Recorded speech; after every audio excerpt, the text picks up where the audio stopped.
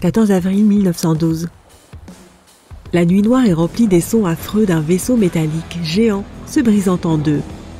Le plus grand navire de l'époque est entré en collision avec un iceberg qui se trouvait sur son chemin, le Titanic. L'une des plus grandes tragédies du XXe siècle dont les gens parlent encore.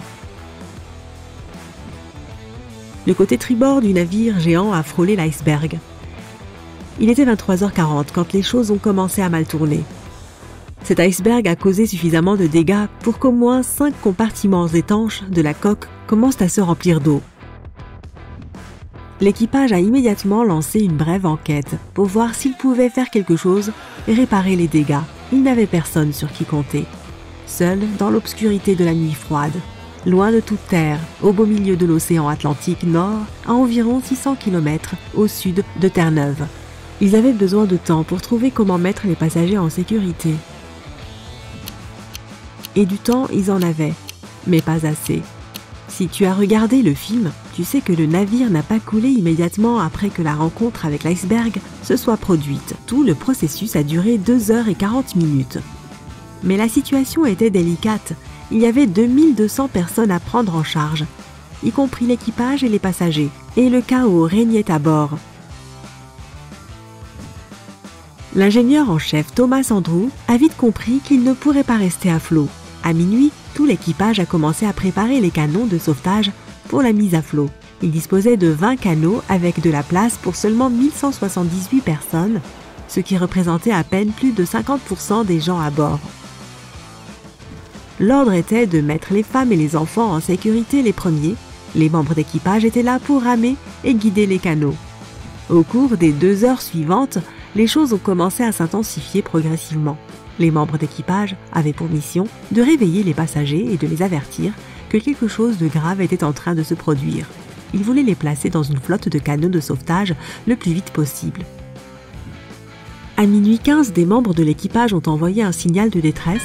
Un navire à vapeur appelé le Frankfurt s'est trouvé parmi les premiers à recevoir ce message et à y répondre, mais il se trouvait à environ 274 km. D'autres navires ont également reçu le message et proposé leur aide, mais malheureusement, ils étaient trop loin.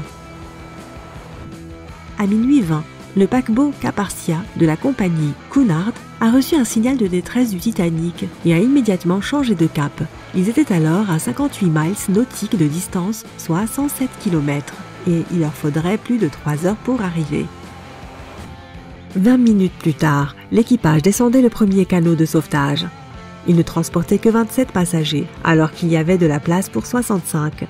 Beaucoup des canots de sauvetage qui ont été lancés les premiers étaient remplis bien en dessous de leur capacité.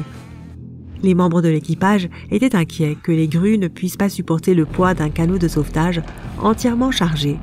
Et puis, au début, de nombreux passagers avaient tout simplement trop peur de quitter le navire. Ils pensaient encore que le Titanic était insubmersible et ne pouvaient pas imaginer le scénario qui allait se produire 1 à 2 heures plus tard.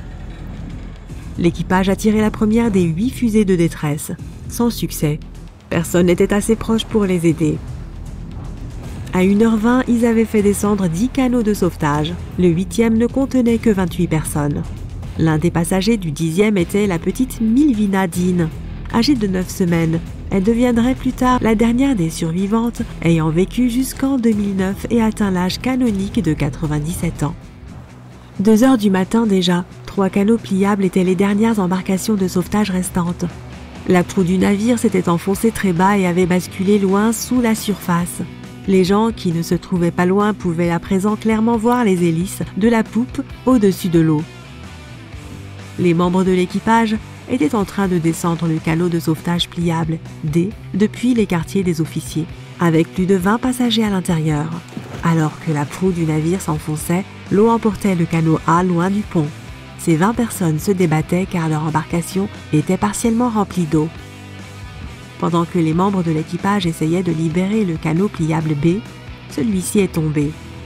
Avant qu'il ne le redresse, l'eau l'a emporté loin du navire.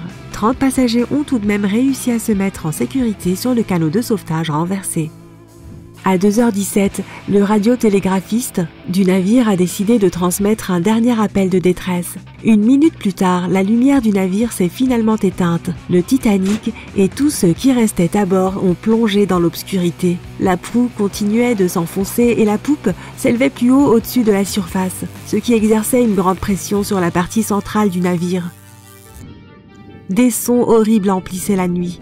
Le Titanic, cet énorme navire légendaire dans lequel tant de gens avaient placé leurs espoirs, s'est brisé en deux entre la 3e et la 4e cheminée.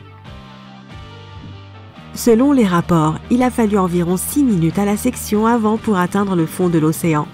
La poupe est retombée sur l'eau avant de s'élever à nouveau en position verticale. Elle est restée dans cette position jusqu'à ce qu'elle disparaisse finalement dans l'océan.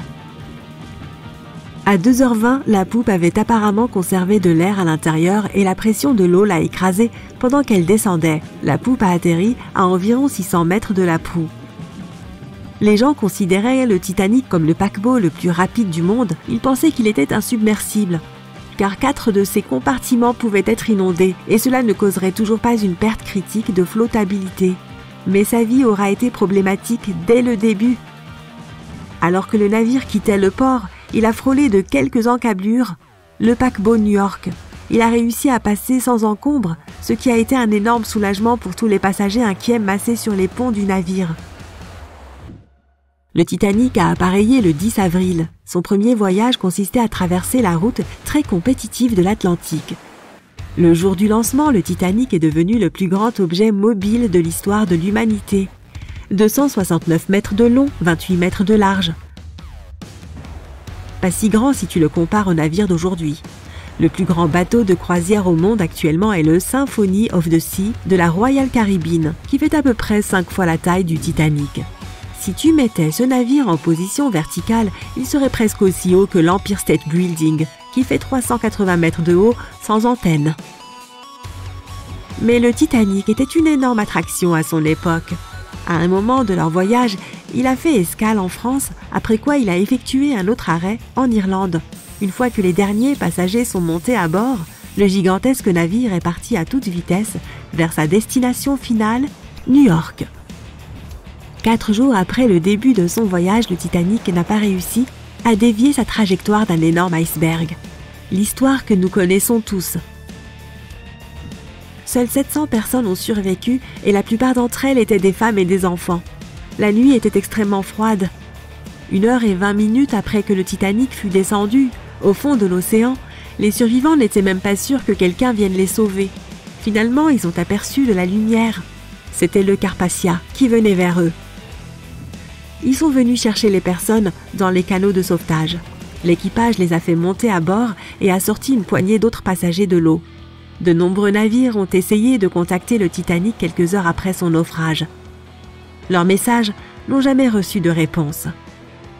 Plus tard, lorsqu'une enquête a été menée sur ce qu'il s'était réellement passé, ils ont découvert que le paquebot Californian de la compagnie Leyland se trouvait à moins de 30 km lorsque le Titanic coulait.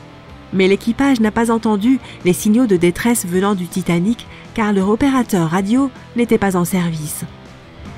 Les pays des deux côtés de l'Atlantique ont été choqués et horrifiés lorsqu'ils ont entendu les détails de ce qui était arrivé au Titanic. Ils ont décidé d'apporter des changements aux opérations des navires, des règles qui aideraient à éviter de tels événements à l'avenir.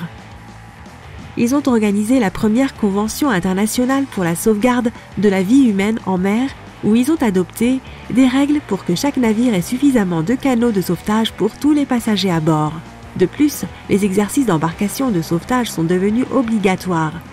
Ils ont également décidé de créer une patrouille internationale des glaces. Son rôle principal était de surveiller les icebergs dans les voies de navigation de l'Atlantique Nord. Les navires devraient également assurer une veille radio 24 heures sur 24. Le Titanic n'a pas été construit seul. En raison de la taille de ce magnifique vaisseau et de tous les nouveaux équipements qu'il nécessitait, il aurait été trop coûteux de le construire en un seul exemplaire. Alors l'entreprise a construit le Titanic en même temps que 2 navires jumeaux et tous deux ont eu des vies mouvementées. Le RMS Olympique a été prêt en premier Il a été lancé en 1910 et pendant une année entière, il a été le plus grand paquebot du monde. Le Britannique était un autre navire jumeau qui a navigué pendant un certain temps avant de finir lui aussi au fond de l'océan. Mais seul le Titanic est devenu une légende et l'une des histoires les plus fascinantes de l'histoire moderne.